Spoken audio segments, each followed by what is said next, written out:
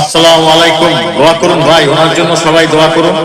উনি একজন আপসী নেত্রী, যার বাহিরে কোনো সম্পদ বাড়ি গাড়ি কিছুই নাই। আমাদের দেশের অন্যান্য সিম্পল মন্ত্রী মিনিস্টার এমপিদেরও বাড়ি গাড়ি আছে, কিন্তু ওনার নাই। ওনার জন্য সবাই দোয়া করুন, যাতে আল্লাহ ওনাকে সুস্থ করে দেয়। দেশের বিদেশে সবাই ওনার জন্য দোয়া করতেছে, কারণ উনি একজন সৎ নেত্রী। দুর্নীতি করছে এরকম কোনো প্রমাণ ওনার বিরুদ্ধে পাওয়া যায় না। উনি তিনবারের প্রধানমন্ত্রী। যে দলই করেন, দলমত নির্বিশেষে ওনার জন্য দোয়া করুন।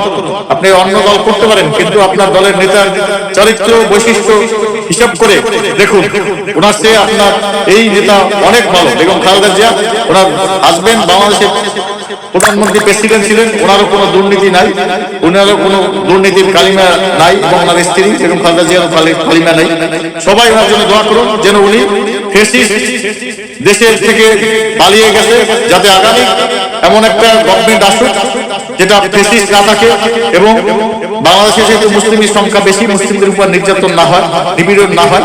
এটা উনি সবসময় যখন প্রধানমন্ত্রী ছিলেন, উনি কখনোই মুসলিমদের উপরে নির্যাতন নিপীড়ন করেন নাই, মুসলিমের পক্ষে ছিলেন, কারণ উনি একজন মুসলিম ঘরের কন্যা সন্তান এবং একজন মুসলিম প্রেসিডেন্টের স্ত্রী।